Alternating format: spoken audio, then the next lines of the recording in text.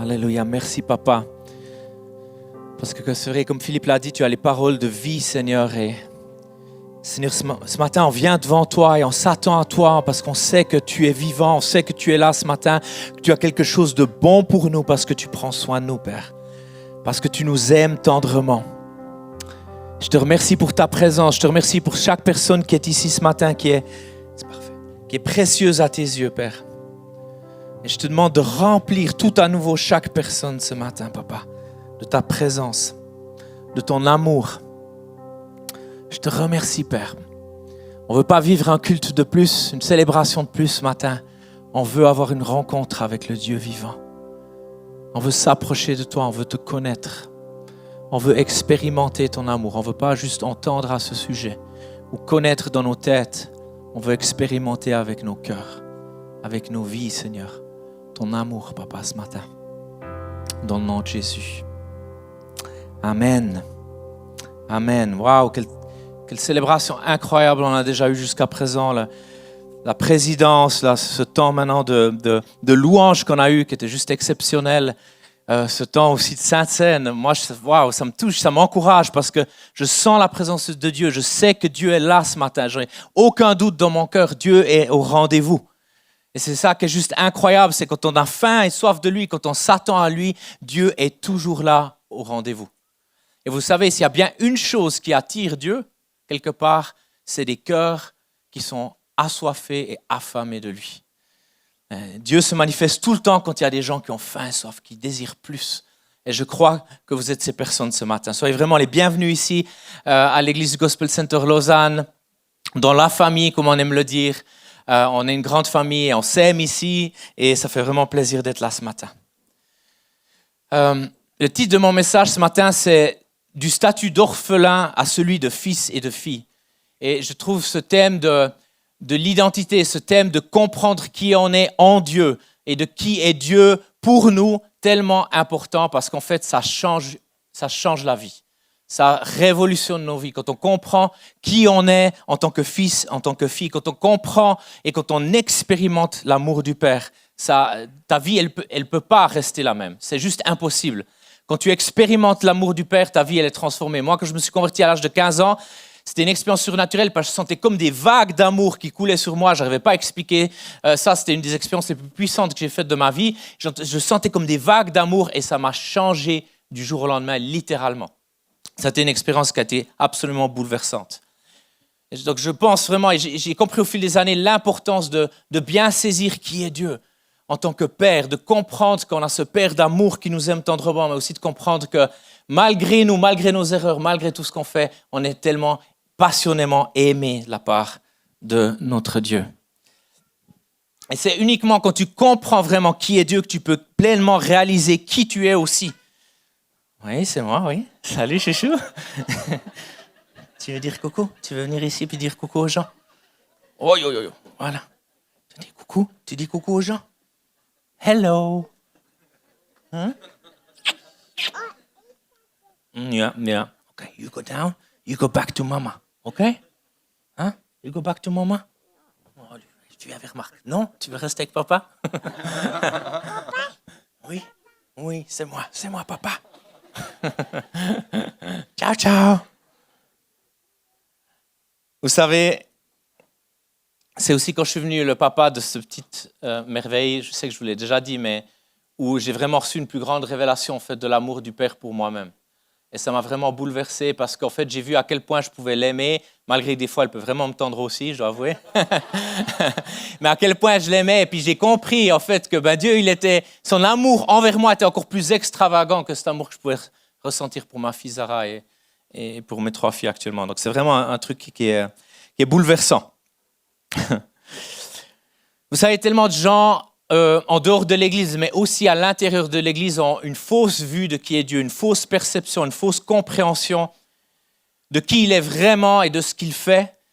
Et puis ils ont comme des lentilles, comme des lunettes qui sont un petit peu biaisées. Et du coup, ils n'arrivent pas à percevoir, ils n'arrivent pas à voir Dieu comme il est vraiment.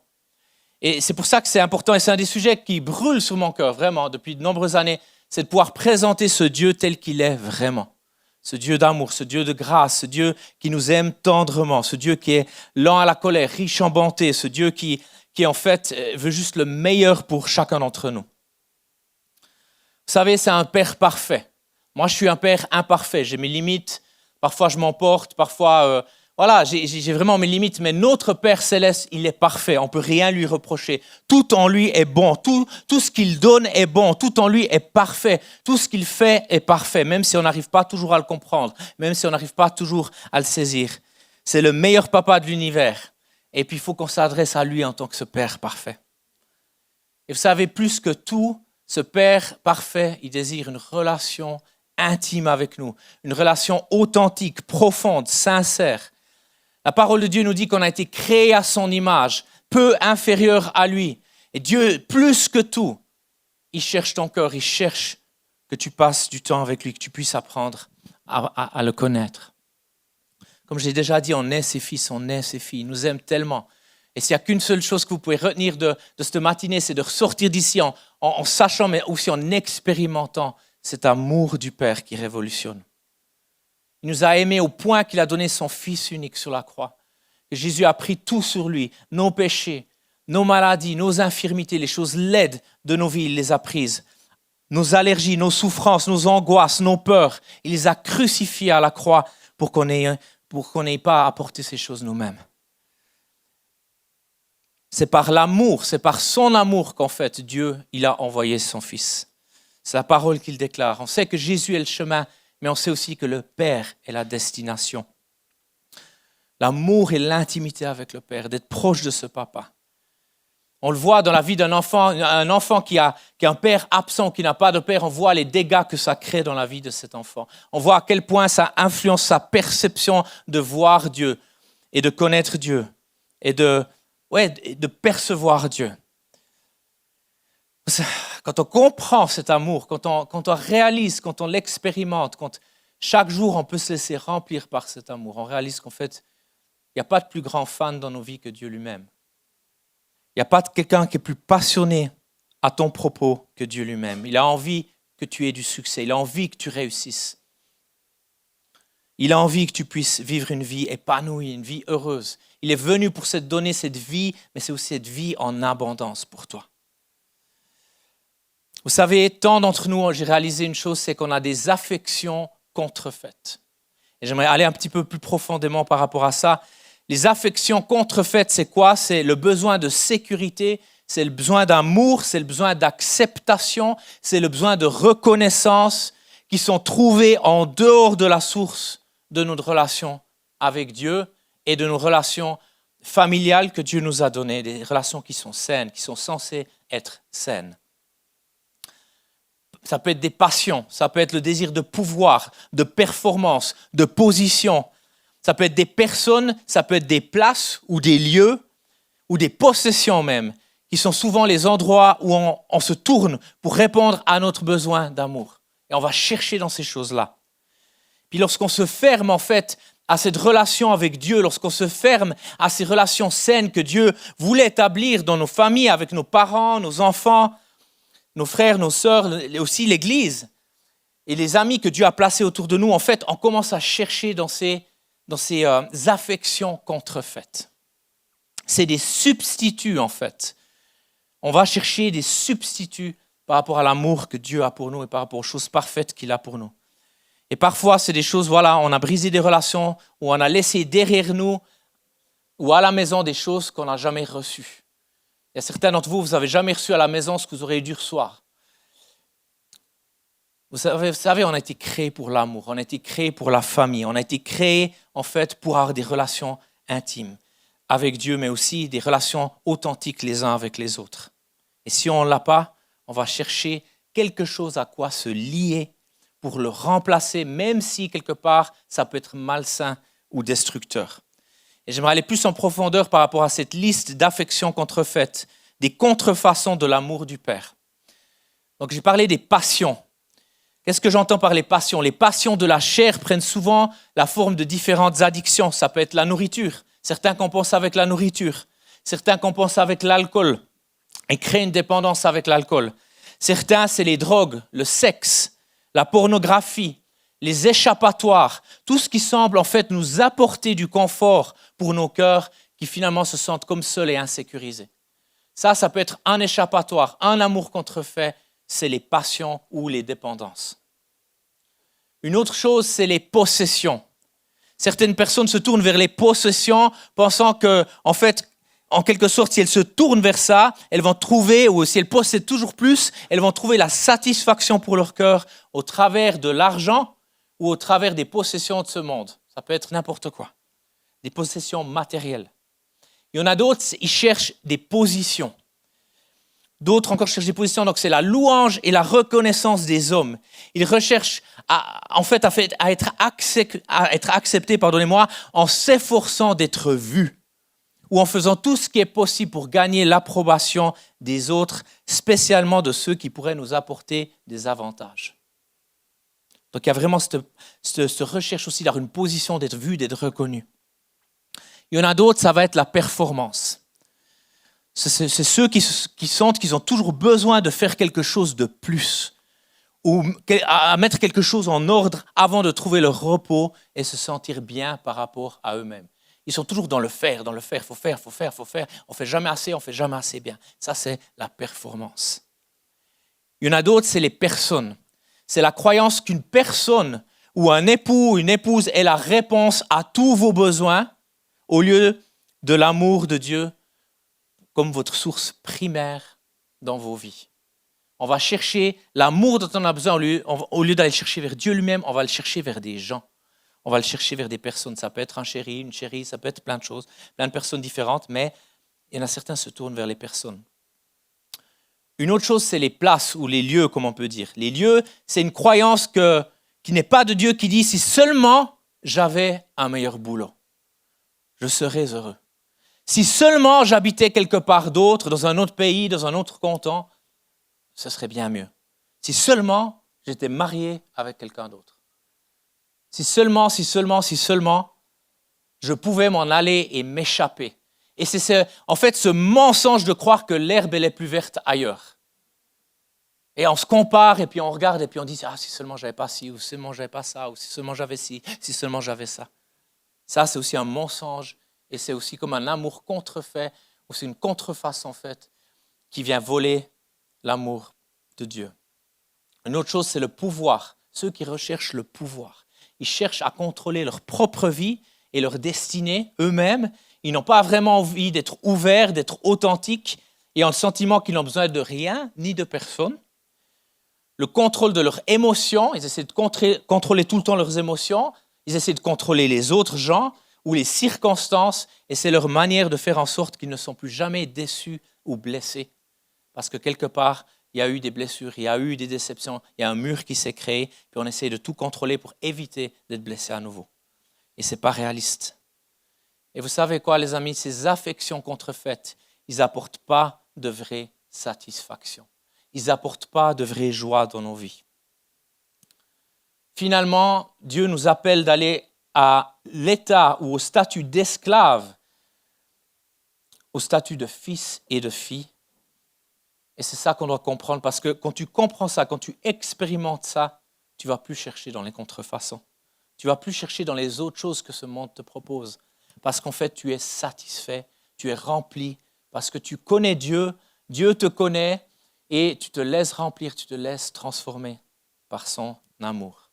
Et s'il y a bien une réalité aussi, c'est que personne ne veut se sentir orphelin, que tu n'as pas d'appartenance, que tu es rejeté. Dieu veut enlever cet esprit d'orphelin qui est parfois encore sur nos vies, même lorsqu'on se convertit, même lorsqu'on devient chrétien. Il y a ce sentiment de « j'appartiens pas », il y a ce sentiment de « je fais pas partie du groupe », il y a ce sentiment de « je suis rejeté ». Dès que quelqu'un te fait une remarque, ça, tu te sens rejeté. Vous savez que le besoin de base de chaque être humain principal, c'est d'être aimé et de pouvoir aimer. Peu importe ta nationalité, peu importe la couleur de ta peau, peu importe le sexe, peu importe l'âge, peu importe le statut social, chaque être humain a besoin d'être aimé et a besoin de pouvoir aimer en retour. Et cette recherche d'amour, les amis, et d'affection que nous avons tous quelque part, elle peut uniquement être satisfaite au travers de l'amour du Père. L'amour divin, le vrai amour, l'amour agapé, l'amour original. Tout le reste, c'est des pâles copies. Tout le reste, c'est des pâles copies qui ne vont pas vous satisfaire. Tellement souvent, on regarde et on cherche au mauvais endroit, les amis. On essaie de remplir ce vide au travers de quelque chose que ce monde a à nous offrir. Mais ça ne nous satisfait pas. Ça ne nous remplit pas. On fait plus. On achète plus. On s'efforce plus. La seule et unique chose qui peut vraiment te satisfaire, c'est l'amour du Père. Ça peut remplir cette aspiration qu'il y a dans ton cœur, dans ta vie, dans ton âme. Rien de plus, rien de moins. Et ce papa qui est un Dieu relationnel, il te cherche, te désire. Il essaie d'attirer ton attention. Il essaie de t'attirer dans le lieu secret. Il essaie de t'attirer dans ta chambre pour que tu puisses passer un peu du temps avec lui. Et je crois ce matin que Dieu veut nous libérer de ces contrefaçons, de ces versions d'amour, d'affection contrefaites. Je crois que ce matin, Dieu veut briser des choses, comme ça a été dit. Il veut faire tomber des murs, il veut enlever des joues, il veut enlever des mensonges. Je crois que Dieu ce matin veut venir libérer son amour d'une manière nouvelle, d'une manière comme tu ne l'as jamais expérimenté, tout à nouveau. Souvenez-vous de Jésus lorsqu'il a été baptisé, le Père a affirmé devant tout le monde, celui-ci est mon Fils en qui j'ai mis toute mon affection. Dieu a révélé son amour de Père envers son Fils. La révélation de Dieu en tant que Père, elle démarre là, à ce moment-là. Et Jésus, toute sa vie, il a manifesté Dieu en tant que Père. Il a révélé Dieu en tant que Père. Et Dieu dit la même chose sur toi. Voici mon fils, voici ma fille, en qui j'ai mis toute mon affection. Vous savez, la définition de ce qui compte réellement pour Dieu, elle est assez simple. Il mesure nos vies à la façon dont nous aimons. C'est tout ce qu'il recherche. Comment nous l'aimons lui? Comment nous aimons les autres? Comment nous aimons nos familles? Comment nous aimons nos maris, nos épouses? Comment nous aimons nos enfants? Comment nous aimons nos voisins? Comment nous aimons notre Église? Comment nous aimons les perdus? Comment nous aimons ceux qui ne nous aiment pas? Comment nous aimons notre patron au travail? Comment nous aimons nos collègues de travail? Comment nous aimons? C'est tout ce qui compte. C'est la mesure que Dieu va prendre à la fin de tes jours. C'est comment tu l'as aimé lui et comment tu as aimé ton prochain. Mes amis, est-ce qu'on aime vraiment Dieu plus que tout? Plus que n'importe qui? Plus que notre réputation? Plus que nos succès? Plus que la gloire et l'argent? Plus que nos comptes en banque? Plus que notre ministère? Plus que nos dons, nos appels? Plus que ce que le monde a à nous offrir? Dieu dit de sa parole qu'il veut tourner le cœur des pères et des mères vers leurs enfants et le cœur des enfants vers leur père et leur mère. Avoir une révélation profonde du cœur du Père, ça brise l'esprit d'orphelin dans nos vies. Et je vous promets que ce n'est pas un résultat automatique du salut. Ce n'est pas, comme je l'ai dit, tu te convertis et hop, ton esprit d'orphelin, il disparaît, tous tes problèmes sont réglés, et puis tu as tout compris, tu as tout saisi. Non, ce n'est pas un résultat automatique du salut, d'être libéré de cet esprit d'orphelin. C'est quelque chose que le Seigneur veut briser dans nos vies, et on a besoin d'expérimenter l'amour du Père de manière quotidienne, de manière régulière, pour se rappeler qui l'on est. Qu'on est fils et fille, c'est ça notre statut, qu'on est accepté, qu'on est aimé, peu importe ce qu'on fait. Ma fille, elle peut faire n'importe quoi, elle peut faire les choses. Des fois, elle prend son plateau rempli de nourriture quand elle mange, elle le jette partout, il y en a partout dans la cuisine. On doit nettoyer pendant je ne sais pas combien de temps, j'en ai partout, je suis aspergé, tu es dans le stress, tu dois partir. Est-ce que ça fait en sorte que je l'aime moins, même que je suis tendu comme une arbalète? Non.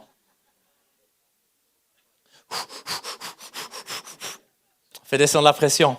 Non, ça ne change rien dans mon amour pour elle. Absolument rien du tout. Même des fois, elle nous manque de respect. Est-ce que ça change le fait que je l'aime tendrement et passionnément? Non, ça ne le change pas. On a tous besoin d'expérimenter, de rencontrer ce Père de manière quotidienne, de recevoir une étreinte du Père. Il n'y a rien de plus puissant que de te laisser serrer dans les bras par ton Père céleste. D'expérimenter son amour dans sa présence, en étant intime avec lui, en le connaissant pour qui il est vraiment et pas pour ce que nous supposons qu'il est ou qui il est, avec nos suppositions, avec nos idées préconçues. C'est une chose de connaître Dieu en tant que Père, mais c'en est une autre de l'expérimenter en tant que Père, de manière profondément personnelle. L'apôtre Jean, dans la première de ces 3 lettres, sépare clairement la connaissance de la croyance. 1 Jean 4,16. Or nous avons connu l'amour que Dieu a pour nous et nous y avons cru. Connu et cru. Dieu est amour et celui qui demeure dans l'amour demeure en Dieu et Dieu demeure en lui. Il est facile quelque part de croire dans nos têtes ou dans notre esprit que Dieu nous aime. Mais en fait, on peut vivre toute notre vie sans jamais réellement connaître cet amour dans notre cœur d'une manière que l'on peut expérimenter de manière profondément personnelle. Toute ta vie, même en tant que chrétien, tu peux savoir ici en haut que Dieu t'aime. Et tu peux peut-être ne jamais l'expérimenter ici en bas. Et ce qui compte, c'est de pouvoir l'expérimenter ici. C'est ça qui fait toute la différence. Et le problème ici, nous en Suisse, on a la pensée grecque, c'est la connaissance, on veut expliquer, c'est la logique, etc. Et on oublie que la pensée juive, c'est plus l'expérimentation. Ce n'est pas juste savoir ici, c'est d'expérimenter ces vérités de la parole de Dieu, d'expérimenter ces réalités et de ne pas juste les savoir ici en haut. Le royaume des cieux, c'est l'amour, la joie, la paix, mais c'est aussi l'absence de peur, l'absence d'insécurité et d'anxiété. L'amour parfait est ce qui caractérise le ciel, mes amis. Et dans 1 Jean 4, 18, on peut dire, dans l'amour, il n'y a pas de place pour la crainte ou la peur, tout dépend de la version. Car l'amour véritable chasse toute crainte, toute peur. En effet, la crainte ou la peur suppose la perspective d'un châtiment. L'amour de celui qui vit dans la crainte ou qui vit dans la peur n'est pas encore parvenu à sa pleine maturité. Et ce que Dieu veut faire dans nos vies, c'est rendre cet amour mature pour qu'en fait cet amour qui est parfait bannisse toute crainte, toute peur de nos vies. Un amour qui est paternel, qui est parfait, qui est inconditionnel. Cet amour de Dieu, il est disponible pour toi chaque jour. Tu n'as pas besoin d'attendre. Tu as péché, tu t'es planté, tu n'as pas besoin d'attendre pour courir dans les bras de ton Père. Tu n'as pas besoin d'attendre 6 mois de culpabilité, de honte pour courir dans les bras de ton Père. Dieu, il t'attend dès le moment, même avant qu'il sait que tu as péché, il t'attend les bras grands ouverts. Il attend sur toi, il dit, qu'est-ce que tu attends? Viens vers moi. Tu n'as pas besoin d'avoir honte. Viens avec un cœur sincère, viens avec un cœur repentant et expérimente ma restauration. Expérimente notre réconciliation. N'attendez pas. Le problème est trop souvent, on oublie qu'on est ses fils et ses filles privilégiés du Père. On se sent plutôt comme des orphelins spirituels. Romains 8,15 déclare, et je vais gentiment terminer. Si le groupe de louanges pourrait venir sur scène, ce serait juste merveilleux. Merci infiniment. En effet, vous n'avez pas reçu un esprit qui fait de vous des esclaves et vous ramène à la crainte. Non, vous avez reçu l'esprit qui fait de vous des fils et des filles adoptifs de Dieu. Car c'est par cet esprit que nous crions Abba, c'est-à-dire Père. Et vous savez ce que Abba veut dire? C'est un terme qui est araméen et qui signifie littéralement papa. Abba, ça veut dire littéralement papa. C'est pour ça que j'aime appeler mon papa céleste, je l'appelle papa. Quand je prie, je l'appelle papa. Quand j'en peux plus, je l'appelle papa. Quand je suis triste, je l'appelle papa. Quand je suis dans la joie, je l'appelle papa. Parce que j'ai reçu non seulement cette révélation, mais j'ai pu l'expérimenter en tant que papa. Et je l'expérimente tout à nouveau. Et quand je vois ma fille qui vient courir dans mes bras, ou quand j'étais absent toute une journée, et puis le sourire sur son visage, elle court vers moi, puis papa. Je réalise au fait que c'est exactement comment Dieu il est avec moi. Je réalise que c'est exactement comment Dieu il est avec nous.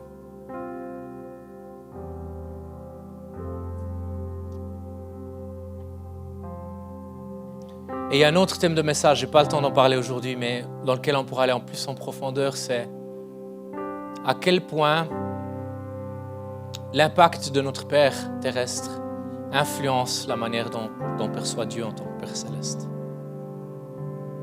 Beaucoup de gens qui ont eu des pères absents ou pas impliqués, ils perçoivent Dieu comme quelqu'un de lointain, de pas impliqué, d'impersonnel. Il y en a certains, vous avez eu un père qui était très strict, peut-être même violent, abusif avec vous, que ce soit verbalement ou physiquement. Et vous avez toujours peur de Dieu, vous avez peur d'un châtiment, vous avez peur que Dieu veut vous punir, que Dieu il est fâché contre vous. Il y en a d'autres, vous avez reçu de l'amour, de l'affection de votre Père terrestre uniquement quand vous faisiez des bonnes notes, des bons résultats sportifs, quand vous faisiez vraiment ce qui lui faisait plaisir et vous êtes tombé dans la performance pour gagner l'amour du Père céleste. Je dois faire plus, je dois faire ci, je dois faire ça, il faut surtout que je ne me plante pas. Il y en a certains, vous n'avez pas eu de père du tout. Et pour vous, de percevoir Dieu comme un papa, c'est juste un concept qui est inimaginable, que vous n'arrivez pas à comprendre. Peu importe, il y en a certains d'entre vous, vous avez eu la bénédiction et la grâce d'avoir un papa qui vous a bien illustré, montré qu'il y a été cette image du Père Céleste sur la terre. Et donc pour vous, ça n'a jamais été un problème pour percevoir Dieu comme ce Père qui vous aime, comme ce Père qui pardonne, qui est gracieux, parce que vous avez eu un Père terrestre qui était comme ça. Ne minimisez pas l'impact de votre papa terrestre et l'impact que cela a sur votre relation avec votre papa céleste. Mais juste qu'on puisse prendre un temps ce matin, authentique, un temps vrai, où on met de côté nos masques, on met de côté nos prétentions, on met de côté nos apparences, on met de côté toutes ces choses qu'en fait on n'en a pas besoin.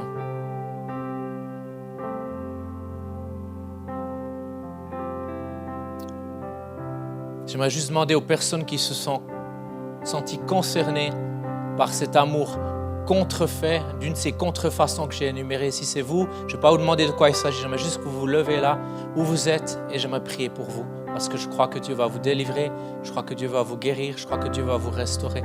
Tous ceux qui essayent d'aller chercher dans une contrefaçon, dans un amour contrefait, au lieu d'aller chercher directement à la source intarissable, cet amour du Père.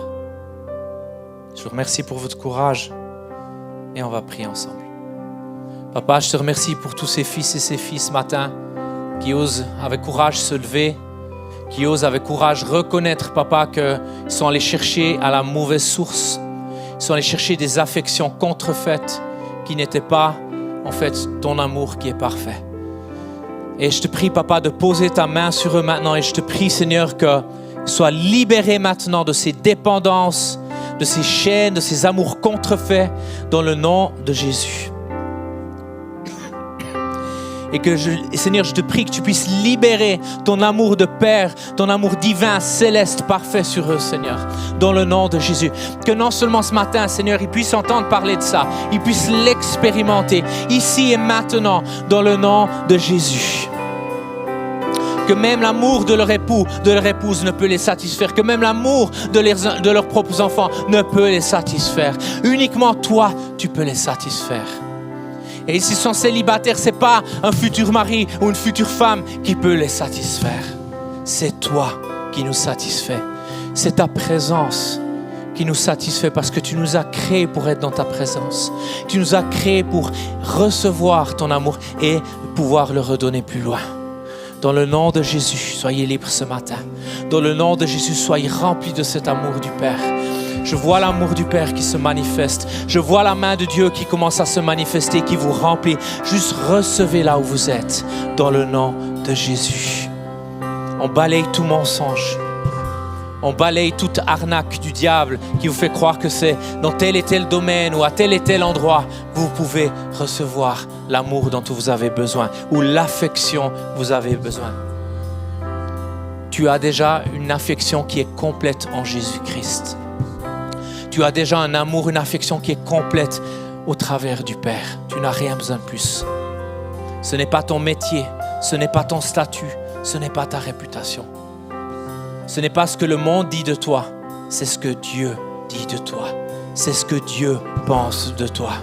C'est comment Dieu te voit dans le nom de Jésus. C'est ça qui nous satisfait. C'est ça qui nous remplit dans le nom de Jésus. Alléluia Seigneur. Alléluia. Je prends autorité contre toute peur, contre toute crainte, contre tout mensonge, contre toute chose qui nous retient captifs d'expérimenter cet amour qui est parfait, qui bannit toute crainte dans le nom de Jésus. Soyez libres maintenant. Jésus vous rend libre ce matin. Votre Père vous rend libre ce matin. Il vous prend dans les bras. Il vous donne cette étreinte. Il vous remplit de son amour. Il vous remplit de sécurité. Et il vous remplit de paix dans le nom de Jésus. Je ne peux pas terminer cette matinée sans demander s'il y a des gens qui sont ici présents ce matin et qui n'ont jamais donné leur vie à Jésus, qui n'ont jamais rencontré ce Dieu d'amour, qui n'ont jamais pu expérimenter cet amour parfait. Et vous avez envie de rencontrer ce Dieu d'amour, ce Dieu de compassion dont j'ai parlé ce matin. Si c'est toi ce matin, j'aimerais que tu puisses lever ta main et dire « Moi, David, j'ai besoin de rencontrer ce Dieu d'amour. J'ai besoin de rencontrer ce Dieu vivant. » Là où tu es, si tu peux juste lever ta main. Parce que je crois, je te remercie pour ton courage, jeune homme. Est-ce qu'il y a d'autres personnes? Ok, je vais prier pour toi. Papa, je te remercie pour ce jeune homme. Parce que ce matin, c'est la première fois qu'il choisit de te suivre, qu'il choisit de marcher avec toi, qu'il veut avoir cette rencontre avec ce Dieu d'amour, ce Dieu incroyable. Peu importe l'image qu'on lui a dépeint de toi, tu es différent, Père. Tu es ce Père de grâce. Et tu aimes ce jeune homme, Seigneur. Tu le connais par son nom. Et je te demande de le visiter ce matin maintenant. Seigneur, touche-le là où il est, Père. Alors qu'il t'offre sa vie, alors qu'il t'offre son cœur, alors qu'il se repent pour ses péchés, qu'il reconnaît qu'il a besoin de toi, qu'il reconnaît, Seigneur, que tu es Dieu et qu'il ne l'est pas. Et qu'il a envie d'être adopté dans ta famille, qu'il a envie d'être ce fils de Dieu. Touche-le là où il est maintenant, Papa, dans le nom de Jésus. On le bénit. Et sache que tu es aimé. Sache que tu es précieux et sache que dès à présent, tu fais partie de cette famille. Et on se réjouit que tu nous rejoins. On se réjouit que tu fasses partie de cette famille. Sois le bienvenu. On t'aime. Est-ce qu'il y a un gaillard qui peut aller le prendre dans les bras ou lui faire une accolade? Quelqu'un qui peut juste faire sa connaissance? Anthony, tu es juste un boss, merci. Sois le bienvenu dans la famille. Amen. Merci, Papa, pour ton amour.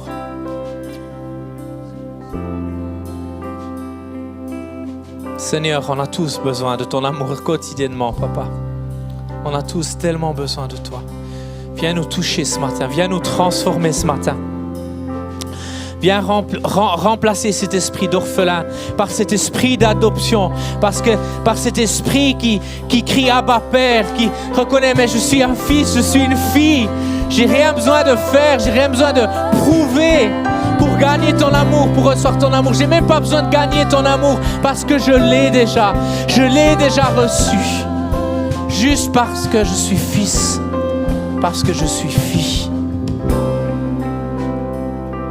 Le rejet s'en va ce matin. Bye bye rejet. Ciao ciao rejet. Bye bye la peur. Bye bye les performances. Bye bye le sentiment de jamais être à la hauteur, de jamais faire assez bien. Bye bye, ciao ciao. Bye bye toutes ces choses, tous ces mensonges du diable, toutes ces choses qui sont fausses, toutes ces contrefaçons. Ciao ciao. À bon entendeur, salut. On n'en veut plus de vous. Dans le nom de Jésus. On dit ciao ciao. Amen. Amen. Alléluia. Merci Père. Merci Père. Il s'agit de toi ce matin. Il s'agit de toi Père. Il s'agit de toi. Il s'agit toujours de toi Papa. De ton amour, de ta présence, de qui tu es, de ce que tu as fait Père. Il ne s'agit pas de nous, il s'agit de toi, Père. Et que la gloire te soit rendue ce matin, que la louange te soit donnée ce matin, que ton nom soit élevé ici parmi nous ce matin, Père. Toi seul, Père, sois seul, Seigneur. Tu as tout donné et tu mérites toutes nos vies. Tu mérites tout, nos cœurs, nos âmes, nos esprits, nos corps, nos pensées, nos vies, notre argent, notre temps. Tu mérites tout, Père éternel, ce matin. On te donne tout à nouveau. On t'offre nos vies, Père. On te dit, me voici. Je me reconsacre à toi ce matin. Je me redonne à toi ce matin, Père. J'ai plus envie de faire par mes propres forces. J'ai plus envie de faire par mes propres moyens. J'ai envie de faire les choses pour toi, Père. J'ai envie de vivre pour toi, Père. À 100%, tout te donner. Je m'abandonne. Je m'offre à toi. Je me sacrifie à toi. Je ne vis plus pour moi. C'est plus moi qui vis, c'est Christ qui vit en moi. Dans le nom de Jésus, je m'abandonne à toi, Père, tout à nouveau. Et je le referai encore si j'en ai besoin. Dans le nom de Jésus.